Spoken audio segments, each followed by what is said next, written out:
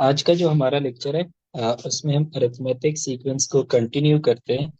हमने just nth term यानी general term पढ़ा था अरिथमेटिक सीक्वेंस का, और डिफिनीशन हमने पढ़ा था कि अरिथमेटिक सीक्वेंस कौन से सीक्वेंसेस होते हैं।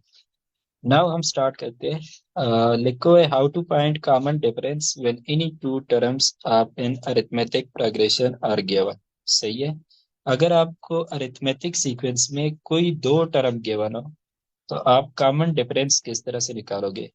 तो कल के लेक्चर से ये फॉर्मूला मैंने लिखवाया था कि इस साइड पे जो सब्सक्रिप्ट होता है, यहाँ पे सब्सक्रिप्ट और डी का जो कोएफिशिएंट होता है, इन दोनों को ऐड करो तो m प्लस एन में ये हो जाएगा m plus n minus m. ये कैंसिल हो जाएंगे तो ये n जो है ये इक्वल होता है इस साइड के सब्सक्रिप्ट के। सही है। तो सेम फॉर्मूला हम यूज करते हैं, यहाँ से हम कॉमन डिफरेंस निकालते हैं। सो मैं ए एम को शिफ्ट करता हूँ दूसरी साइड पे तो माइनस हो जाएगा। So A N minus M is equal to N minus M into D, and फिर मैं एन माइनस एम से डिवाइड कर देता हूँ। सो मेरे पास डी की वैल्यू क्या आ गई, A N minus A M divided by N minus M. यानी ऊपर जो है, ऊपर मेरे पास दोनों टर्म्स है, और नीचे क्या है, नीचे मेरे पास उन दोनों के इंडेक्स है। सही है। तो क्वेश्चन है कि अगर मुझे गिवन हो कि a1 is equal to 2, a10 is equal to 20 an arithmetic progression, then common difference क्या होगा। So common difference is equal to, given मुझे a10 है तो मैं a10 माइनस a1 कर लेता हूँ डिवाइडेड बाय, इसका इंडेक्स 10 है एंड दूसरे का इंडेक्स 1 है। सही है। सो a10 की वैल्यू 20 पुट करो एंड a1 की वैल्यू 2 पुट करो divided by 9, that is equal to 18 divided by 9, जो कि क्या आता है, 2 आता है। सही है। इसी तरह आप, अगर आपको मैं बोल दूं कि मेरे पास a3 है, a3 is equal to 9, and मेरे पास जो a7 है that is equal to 21, then what will be the common difference. ये सॉल्व करके दो।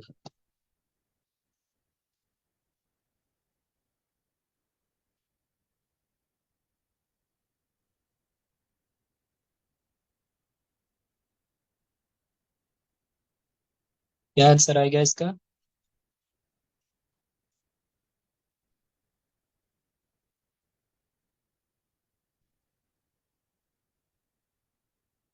दो टर्म्स गिवन है, a3 गिवन है, a7 गिवन है, एंड आपने इस अरिथमेटिक सीक्वेंस का कॉमन डिफरेंस निकालना है। एक आंसर आया है 4।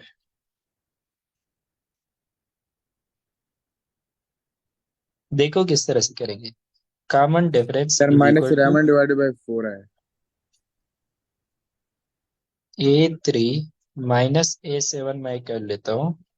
तो a3 का इंडेक्स 3 है, माइनस a7 का इंडेक्स 7 है।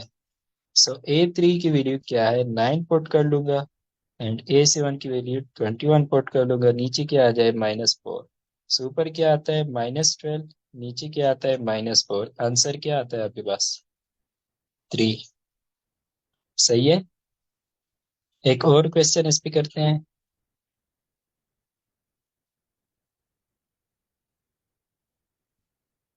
लेट मेरे पास जो a2 है दैट इज इक्वल टू 8। सही है। एंड मेरे पास a7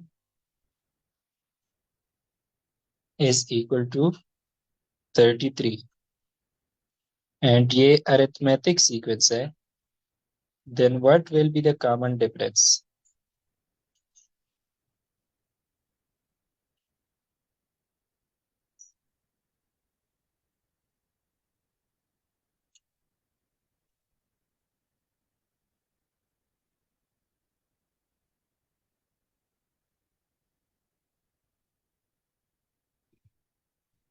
कॉमन डिफरेंस आंसर आया है 5। किस तरह से, d is equal to a2 minus a7 या a7 माइनस a2, ए की बात है जो भी आपने करना है, लेकिन नीचे इंडेक्सेस भी उस ऑर्डर में आपने लिखने होंगे। सही है। a7 33 है, a2 इज 8, नीचे क्या आ जाएगा, 5। तो ऊपर 25 divided by 5 is equal to 5। सही है। सो नेक्स्ट हमारे पास क्वेश्चन है कि an arithmetic progression a1 is equal to 4 and a10 is equal to 22, then what is a15? इसको किस तरह से सॉल्व करेंगे? देखो पहले तो is equal to 4 and a15 का पूछा है कि a15 हमारे पास क्या होगा। सो a15 के लिए मैं फॉर्मूला लिख लेता हूँ। वो क्या होगा? a1 प्लस कितने डी आएंगे? 14 डी। सही है। जो कि मैंने बताया था 1 + 14 कितना बनता है? 15 बनता है। या इस तरह से भी कर सकते हैं कि a15 इज इक्वल टू, दूसरा मुझे a10 गिवन है ना, तो मैं a10 वाला फॉर्मूला भी लिख सकता हूँ। a10 प्लस यहाँ पे कितने डी का कोफिशिएंट कितना आएगा? 10 + 5 = 15। तो इन दोनों में से कोई भी मैं यूज कर सकता हूँ। अब इसमें देखो ये तो मैंने फाइंड करना है a15। मुझे a1 भी गिवन है, a10 भी गिवन है। अननोन क्या है मेरे पास? डी। कॉमन डिफरेंस मेरे पास अननोन है। तो कॉमन डिफरेंस निकालने के लिए मेरे पास दो टर्म गिवन है, तो मैं अरिथमेटिक प्रोग्रेशन का कॉमन डिफरेंस निकाल सकता हूँ। किस तरह से? कि गिवन है a10 एंड a1, तो मैं a10 माइनस a1 कर लेता हूँ। नीचे क्या आ जाएगा? 10 - 1। सही है। a10 is 22 and a1 is 4 divided by 9. So this is equal to 18 divided by 9, which is equal to 2. अब ये d की वैल्यू 2 पुट करो इन दोनों में से किसी भी इक्वेशन में। सही है। लेट्स सपोज मैं दूसरे वाले में पुट करता हूँ, तो a15 बन जाएगा a10 प्लस 5 × 2। a10 की वैल्यू है 22 plus 10, which is equal to 32। So a15 की वैल्यू मेरे पास क्या आ गई? 32 आ गई। अगर d की वैल्यू मैं पहले इक्वेशन में पुट कर लेता तब भी मेरे पास यही वैल्यू आनी थी। किस तरह से? a15 = a1 + 14। d की वैल्यू 2 है, a1 की वैल्यू इज 4 प्लस 28। ये मेरे पास क्या आ जाएगा? 32। सही है। So my answer is 32। Next हमारे पास स्टेटमेंट लिखो है, the nth term a n of an arithmetic sequence is a linear expression in n। मतलब क्या है इसका? मतलब पता इसका करते ये आएगा। है जी। कोई क्वेश्चन है? अच्छा लिखो है कि nth टर्म का जो एक्सप्रेशन है that is linear expression in n। इसका मतलब क्या है? देखो ए एन का फॉर्मूला हमें पता था कि A N is equal to a1 + n - 1 into D. इसको मैं सॉल्व कर लेता हूँ थोड़ा सा। तो A N is equal to a1 + n d minus D. सही है। मैंने डी को मल्टीप्लाई कर दिया एन से भी एंड -1 से। नेक्स्ट मैं थोड़ा सा रीअरेंज कर देता हूँ, तो ये dn plus a1 minus D आ जाएगा। सही है। अब अगर मैं ऐसा करूं कि n को अपना वेरिएबल चूज करूं, n इज अ वेरिएबल, तो ये कांस्टेंट टर्म आ जाएगा एंड ये मेरे पास n का कोफिशिएंट आ जाएगा। So this is of the form p n plus q, where p and q are constants. सही है। तो ये मेरे पास क्या है? ये लीनियर पोलिनोमियल है या नहीं है? लीनियर पोलिनोमियल किस फॉर्म का होता था? ए एक्स प्लस बी का। सही है। तो यहाँ पे nth टर्म जो होता है वो हमारे पास लीनियर पोलिनोमियल होता है एन वेरिएबल एन। सही है। लाइक अब मैं आपसे पूछूं कि ए एन के कौन कौन से फॉर्म हो सकते हैं? आपने जस्ट चेक करना है कि वो linear polynomial and n n है या नहीं है। अब मैं लिखता हूँ कि किसी अरिथमेटिक सीक्वेंस के लिए जो nth टर्म है वो है 3n - 2। तो ये स्टेटमेंट ठीक होगा। अच्छा दोबारा से एक्सप्लेन कर लेता हूँ।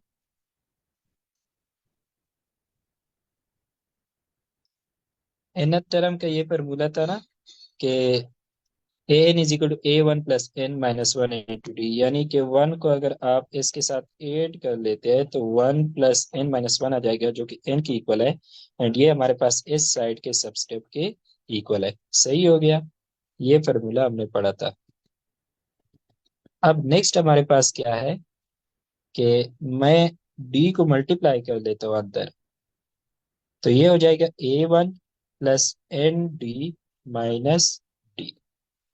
सही है, तो इसको मैं थोड़ा सा रीअरेंज कर लेता हूँ।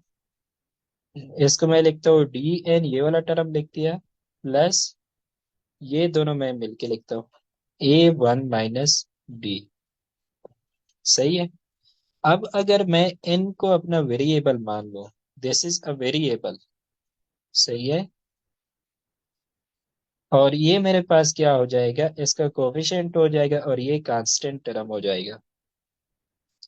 तो अगर मैं इसको रिप्लेस करूं, इस कोफिशिएंट को p कर दूं, सही है, देन n साथ में आ जाएगा, और दूसरा इसको मैं q से रिप्लेस कर लेता हूँ, तो Pn + q। तो मेरे पास बन जाएगा An = Pn + q। Pn क्या है, ये हमारे पास कोई दो कांस्टेंट्स है। सही है, P हमारे पास इक्वल है d के, एंड Q हमारे पास इक्वल है A1 - d। दोनों की वैल्यू, जब n मेरा वेरिएबल है तो ये दोनों वैल्यूज क्या आएंगे, कांस्टेंट्स आएंगे। सही है। अब इस इक्वेशन को देखें,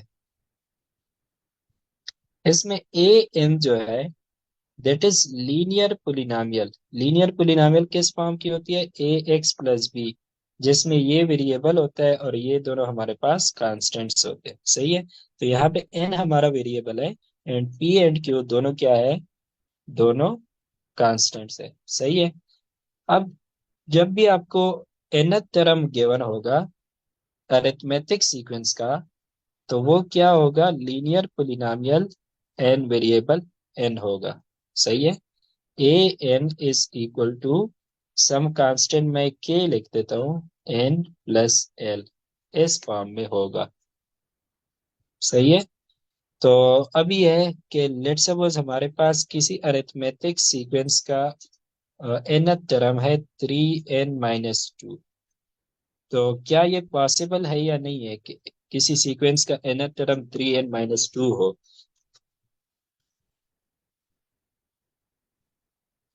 is it linear polynomial n ये लीनियर पोलिनोमियल है या नहीं है।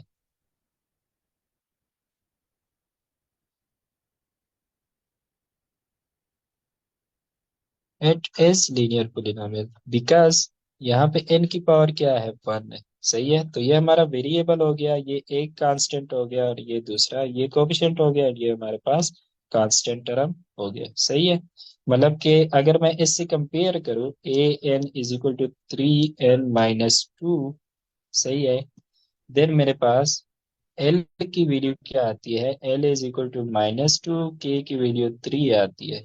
सही है, सो ये दोनों फॉर्म जो है, दोनों को फॉर्म चेक कर लो क्या आता है, दोनों का फॉर्म सेम आता है। सही।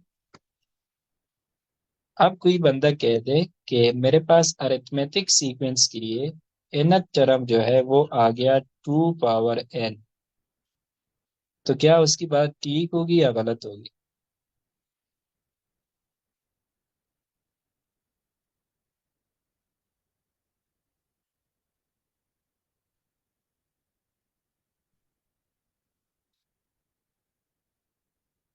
S 2 पावर n जो है ये हमारे पास लीनियर पोलिनोमियल है या नहीं है। No, this is not a polynomial, this is exponential function. सही है, पावर में हमारे पास वेरिएबल आता है। सो ये जो है ये अरिथमेटिक सीक्वेंस का nth टर्म इस फॉर्म में नहीं हो सकता। सही है, अब एक दो और एग्जांपल्स करते हैं। ए एन, यानी ये हम अरिथमेटिक के लिए कर रहे हैं। A n = लेट्स सपोज मैं कह लेता हूँ 3 × 2 power n।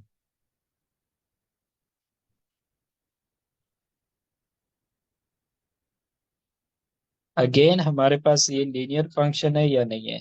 No, this is not a linear function, यहाँ पे पावर में वेरिएबल आया है। सही है। हमारे पास इस फॉर्म में नहीं है कि constant n plus any constant. सही है।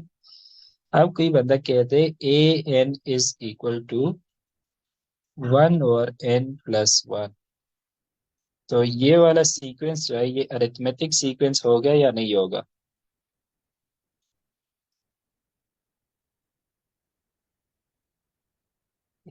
No, this is not arithmetic sequence, this is rational function 1/n+1 है। दिस इज 1/kn+l के फॉर्म में। सही है। This is not a linear function. अगर डायरेक्ट n+1 होता ए एन, तो ये हमारे पास अरिथमेटिक सीक्वेंस होता, वरना अभी जो है ये रेशनल फंक्शन है, तो ये नहीं हो सकता। This is not a linear polynomial. So आगे हम क्वेश्चन पे जाते हैं। क्वेश्चन है, which of the following is the nth term of arithmetic sequence? Which of the following is the nth term of arithmetic sequence? पहला option है, पहले option क्यों नहीं हो सकता? It is not a linear polynomial, क्योंकि इसमें एक्सपोनेंशियल फंक्शन है। It is not a linear function. This is also rational function. सही है। This is what, this is of the form kn+l। सही है। सो ये ऑप्शन हमारे पास क्या होगा? ठीक होगा। सो अब कोई भी आपको n टर्म दे दे, आपको ये ना बताया गया हो कि ये किस टाइप का सीक्वेंस है। सही है। जस्ट आपको उसका n टर्म बताया हो, तो आप डायरेक्ट देख सकते हैं कि आया ये अरिथमेटिक सीक्वेंस है या नहीं है। सही है। तो अगर आपका kn+l फॉर्म में n टर्म हो, तो ये जो सीक्वेंस बनाएगा वो हमेशा क्या होगा? अरिथमेटिक सीक्वेंस होगा। सही है। n टर्म आपको कोई दे दे, आप डायरेक्ट बता सकते हैं कि ये अरिथमेटिक सीक्वेंस का n टर्म है या नहीं है। अच्छा, नेक्स्ट क्वेश्चन है कि एफ ए वन पहला टर्म 3 है, and a N is equal to अपने प्रीवियस टर्म, यानी कि ये प्रोसीडिंग टर्म हो गया, और उससे पहला जो है n-1 ये प्रीसीडिंग टर्म हो गया। नेक्स्ट टर्म हम obtain करते हैं प्रीवियस टर्म के साथ 2 ऐड करने से, देन A50 क्या होगा? What will B A50?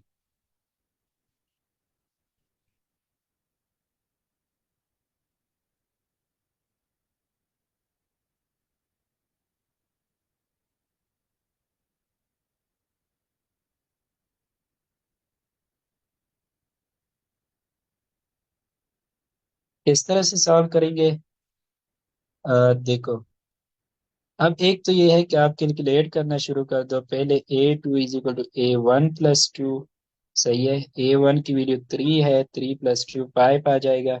इसी तरह A3 जो है वो 7 आ जाएगा, A4 आपके पास 9 आ जाएगा। इस तरह कंटिन्यू करो। एक तो आपका ये मेथड है। सही है। दूसरा मेथड आप इस तरह से कर सकते हैं कि आपको गिवन है कि AN = AN-1+2। अगर मैं इस AN-1 को दूसरी साइड पे शिफ्ट कर दूं, तो AN-1 = 2। अब यहाँ पे देखो, ये दो कंसेक्यूटिव टर्म्स का डिफरेंस है या नहीं है? सो इसको मैं कॉमन डिफरेंस बोल सकता हूँ ना। सो ये मेरा क्या हो जाएगा? Common difference. सो कॉमन डिफरेंस मेरे पास क्या आया? 2 आ गया।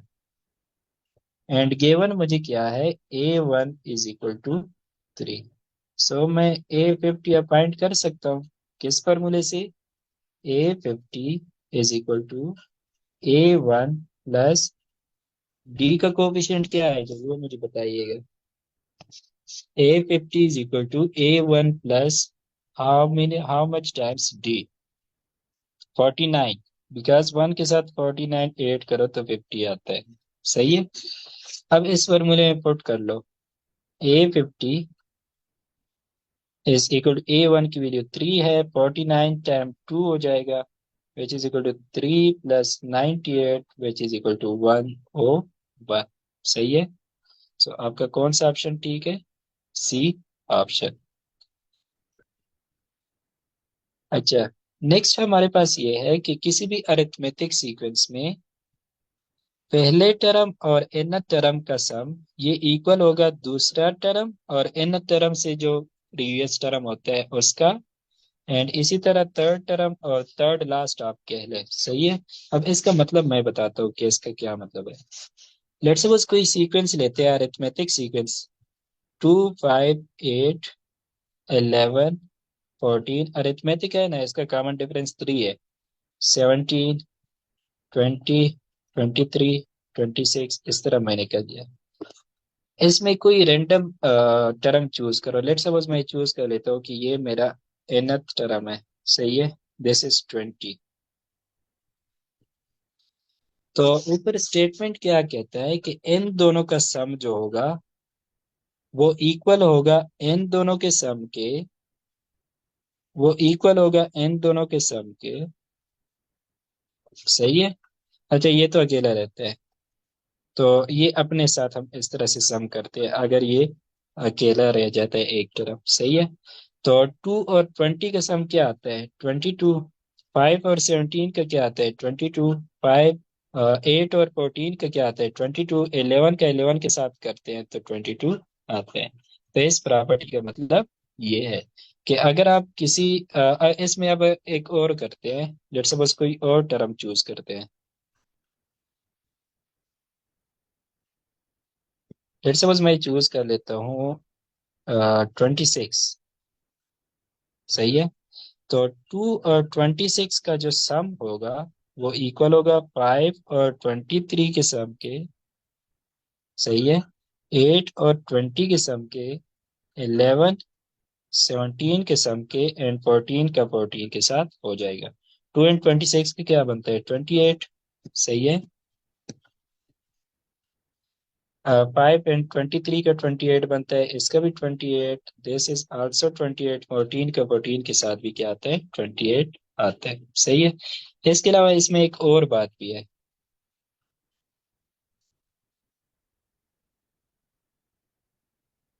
वो ये है कि मैं स्टार्टिंग वाला टर्म 2 सिलेक्ट नहीं करता। मैं 11 मेरा स्टार्टिंग है एंड लेट्स सपोज 23 मेरा एंड वाला टर्म है, सही है। ये दो टर्म मैंने चूज कर लिए। अब इनका भी अगर मैं इस तरह से सम लेता हूँ, 11 का 23 के साथ, 14 का 20 के साथ, एंड 17 का अपने साथ, सही है। तो 11 23 का क्या आता है? 34। 14 इसका क्या आता है? 34। 17 17 का 34। तो कोई भी दो टर्म चूज करो, उनका इस साइड से इस साइड पे एक टर्म जाओ और यहाँ से बैकवर्ड एक टर्म जाओ, वो दोनों ऐड करो, वो सम इक्वल होगा। अगर आप तीसरे टर्म पे आते हैं एंड इस साइड पे तीसरे टर्म पे आते हैं तो ये सम क्या होगा? इक्वल होगा, सही है। नेक्स्ट हमारे पास है कि किसी भी अरिथमेटिक सीक्वेंस का जो जनरल फॉर्म होता है वो ये होता है। देखो कोई पहला टर्म, लेट्स सपोज A1 को हमने ले लिया ए, तो A2 है ये मेरे पास। A2 में हमारे पास क्या आएगा? A1 + 1D। A1 हमने A चूज किया है, सिंपल A, तो ये आ जाएगा A + D। नेक्स्ट मतलब एक कॉमन डिफरेंस इसके साथ ऐड करेंगे ना, तो ये A + D आ जाएगा। अरिथमेटिक सीक्वेंस में कॉमन डिफरेंस आगे ऐड होते जाते हैं। इसके साथ दोबारा से ऐड करो तो A + 2D हो जाएगा, A + 3D हो जाएगा, and so on. And nth term क्या बन जाएगा? A + n - 1 × D, क्योंकि A वन को हमने A चूज किया था, सही है। सो दिस इज AN। सो ये हमारे पास जनरल फॉर्म है किसी भी अरिथमेटिक सीक्वेंस की। अब कभी कभी आपको क्वेश्चन में कह लेते हैं कि let's suppose we have 3 terms in arithmetic sequence, सही है। और वो टर्म आपके पास अननोन होते हैं, जो कि आपने वेरिएबल एज्यूम करने होते हैं, सही है। तब आप किस तरह से एज्यूम करोगे कि मिड वाला टर्म आपका ए हो जाएगा, उससे अगला टर्म A + D, क्योंकि एक कॉमन डिफरेंस ऐड होता है, सही है। इस साइड पे क्या होता है? कॉमन डिफरेंस सब्ट्रैक्ट होता है, या मतलब इस वाले के साथ ऐड होता है। तो ये टर्म हमारे पास क्या आ जाएगा? A - D। तो जब भी आपके पास ऐसा क्वेश्चन आ जाए कि जिसमें आपने odd number of term assume करने हो, तो सेंटर वाला टर्म आप रखोगे ए, एंड इस साइड पे डी जो है वो ऐड होता जाएगा एक एक, और इस साइड पे एक एक माइनस होता जाएगा। लेट्स सपोज अगर 5 टर्म होते तो हम इनको इस तरह से एज्यूम कर लेते, a-2d। सही है। अब अगर हमारे पास इवन नंबर ऑफ टर्म्स हो, लेट्स सपोज हमें कहते हैं 4 टर्म्स हैं अरिथमेटिक सीक्वेंस के, तो वो हम किस तरह से एज्यूम करेंगे, उसमें हम सेंटर में ए नहीं रखेंगे, सेंटर में हम 2 टर्म रखेंगे, a+d, a-d। सही है। इन दोनों का कॉमन डिफरेंस क्या है? Common difference is 2d। तो नेक्स्ट 4 टर्म करने के लिए मैं इसके साथ फिर से क्या कर लूंगा, 2d ऐड कर लूंगा। So this will be a+3d, and ये वाला क्या हो जाएगा इस साइड पे, a-3d। सही है। इस तरह से आपने 4 टर्म जो है वो अज्यूम करने हैं। अगर 6 टर्म आपने अज्यूम करने हैं तो a+5d, और ये वाला क्या हो जाएगा, a-5d। सो आपके पास इस टाइप की क्वेश्चन हो तो आप इस तरह से नेक्स्ट जब हम क्वेश्चन प्रैक्टिस करेंगे तो ये चीजें हम यूज करेंगे। सही है।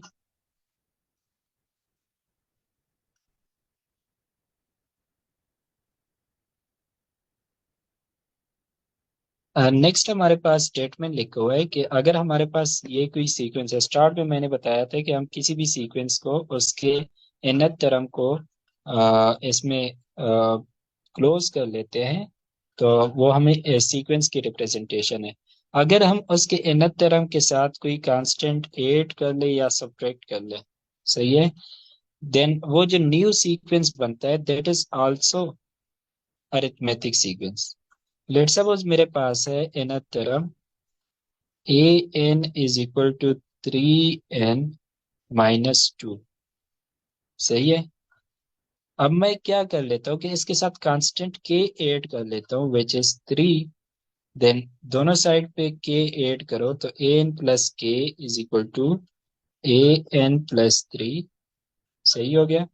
That is equal to 3n-2 + 3। अब an+3 is equal to 3n+1। अब ये जो न्यू टर्म बना, ये वाला, ये अरिथमेटिक सीक्वेंस का टर्म है ना, क्योंकि this is linear function in N. So इसको मैं डिनोट कर लेता हूँ किस चीज से, ए एन प्राइम से या बी एन से रिप्रेजेंट कर लेता हूँ। तो ये जो न्यू सीक्वेंस बना जिसका nth टर्म जो है वो पुराने सीक्वेंस के nth टर्म +3 की इक्वल है, वो भी हमारे पास एक अरिथमेटिक सीक्वेंस बनाता है। सही है। अब हम इसका एक एग्जांपल कर लेते हैं। कोई अरिथमेटिक सीक्वेंस है, let's suppose 2, 5, 8, 11, 14 and so on. सही है। ये मेरे पास अरिथमेटिक सीक्वेंस है। इस सीक्वेंस का जो जनरल टर्म बनता है दैट इज 3n-1। आप चेक भी कर सकते हैं इसको। सही है, बिकॉज इसका कॉमन डिफरेंस 3 है, पहला टर्म इसका 2 है, then nth term is equal to a1 + n-1 into d. an is equal to a1 की value 2 + n-1, common difference is 3। So 2 + 3n-3 is equal to 3n-1। Set हो गया। अब ये हमारे पास सीक्वेंस है। अगर इस सीक्वेंस में मैं कोई कांस्टेंट ऐड कर लेता हूँ, लेट्स सपोज क्या कांस्टेंट ऐड करें, 4 ऐड कर लेते हैं। सही है। मतलब हर टर्म में अगर मैं 4 ऐड कर लूँ तो 2 के साथ 4 ऐड करो क्या आ जाएगा, 6। 5 के साथ 4 ऐड करो क्या आ जाएगा, 9। 8 के साथ 8 करो 12, एंड देन ये क्या आ जाएगा, 15, 18 एंड सो ऑन। ये देखो ये भी हमारे पास अरिथमेटिक सीक्वेंस है या नहीं है, अरिथमेटिक सीक्वेंस ही है। अब ये यहाँ पे कॉमन डिफरेंस क्या था, 3। यहाँ पे भी कॉमन डिफरेंस क्या है आपका, 3। सही है। सो इसका मतलब ये है कि जब हम किसी सीक्वेंस के साथ एक कांस्टेंट नंबर ऐड कर लेते हैं तो वो सीक्वेंस तो चेंज कर लेता है, बट उसका कॉमन डिफरेंस जो है वो सेम रहता है। सही हो गया। किसी भी सीक्वेंस में, ये हमारे पास कोई ओरिजिनल सीक्वेंस था, उसके साथ हमने इसी तरह अगर हम माइनस भी कर ले सेम केस बनेगा। लाइक अगर इससे मैं उल्टा -4 कर लूँ, ये मेरा ओरिजिनल सीक्वेंस हो, -4 कर लो तो ये वाला सीक्वेंस बन जाएगा। सही है। और उसके साथ ओरिजिनल सीक्वेंस के साथ कोई कांस्टेंट ऐड करो या माइनस करो तो वो एक न्यू अरिथमेटिक सीक्वेंस बनाता है, जिसका कॉमन डिफरेंस सेम रहता है अपने ओरिजिनल सीक्वेंस की तरह। सही है। नेक्स्ट हमारे पास है कि अगर हमारे पास दो डिफरेंट सीक्वेंसेस हो, ए एंड बी एंड, सही है, देन उन दोनों का सम करो आपस में या डिफरेंस कर लो। सही है। वो जो न्यू आपके पास रिजल्ट आएगा वो भी आपका क्या होगा, अरिथमेटिक सीक्वेंस होगा। वो भी आपका अरिथमेटिक सीक्वेंस होगा। तो हम एग्जांपल कर लेते हैं। लेट्स सपोज एक हमारा वही वाला सीक्वेंस है, दिस इज ए एन, यानी पहला सीक्वेंस है मेरा, this is 2 5 8 11 14 and so on. दूसरा मैं चूज कर लेता हूँ -1 5 11, यानी कि इसका कॉमन डिफरेंस मैं +6 रख रहा हूँ। दिस इज 17, इसके साथ 6 ऐड करो 23। ये दो हमारे पास डिफरेंट सीक्वेंसेस है, इन दोनों को ऐड कर लो। ऐड करोगे तो क्या आएगा, 1 10 19 28, एंड नेक्स्ट आपके पास क्या आएगा, 37। सही है। इन दोनों को सब्ट्रैक्ट करो।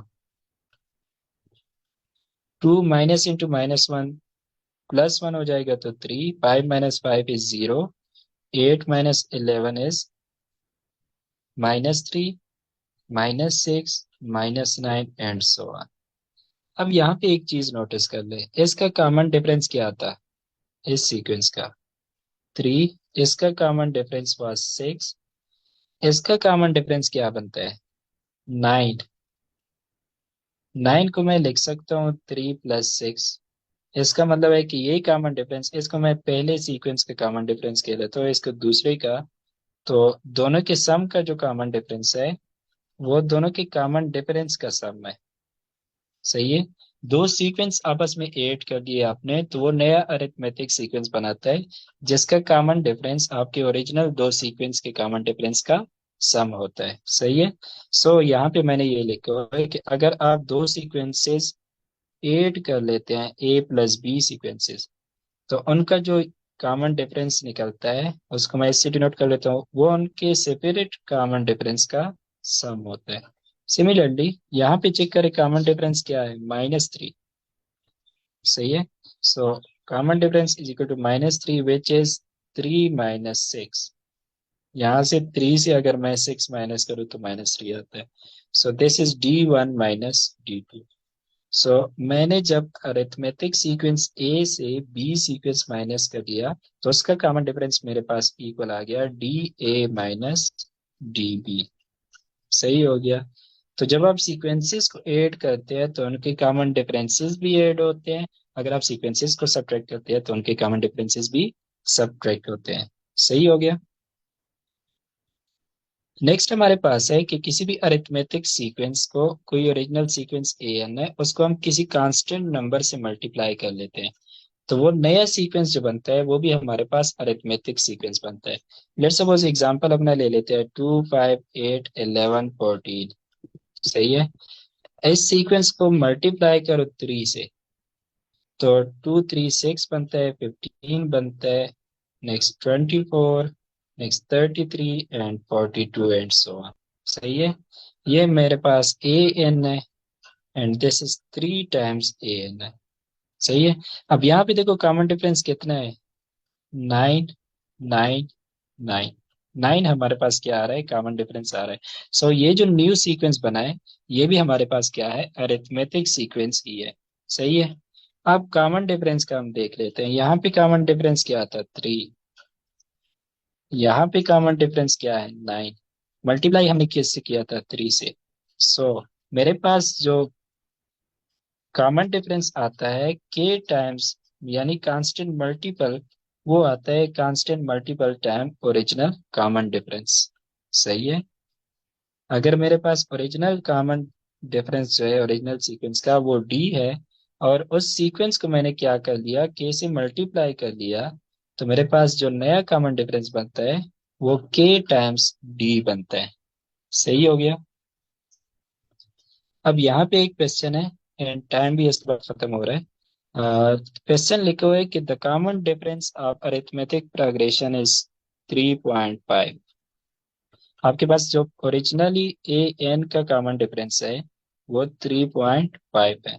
And each term of arithmetic progression is multiplied by 4, यानी कि स्केलर मल्टीपल जो है वो मेरे पास 4 है।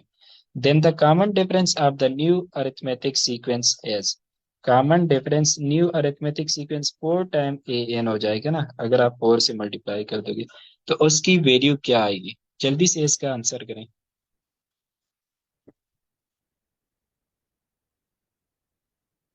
एंड देन इसका स्क्रीनशॉट ले ले, या लेक्चर से ले लेंगे या मैं ग्रुप में सेंड कर लेता हूँ, ये वाले भी आपने खुद सॉल्व करना है। यस, इसका 3.5 कांस्टेंट मल्टीपल 4 है, उसको मैं ओरिजिनल कॉमन डिफरेंस से मल्टीप्लाई कर दूं, सही है, तो ये के टाइम्स डी हो गया, तो ये हमारे पास 14 आता है। सही है, तो ये वाला क्वेश्चन जो है ये आप खुद ट्राई करेंगे, मैं अभी ग्रुप में ये सेंड कर दूँ। तो ये लेक्चर यहाँ पे एंड होता है। एंड नेक्स्ट हम अभी इसका अगला लेक्चर जो है वो स्टार्ट करते हैं।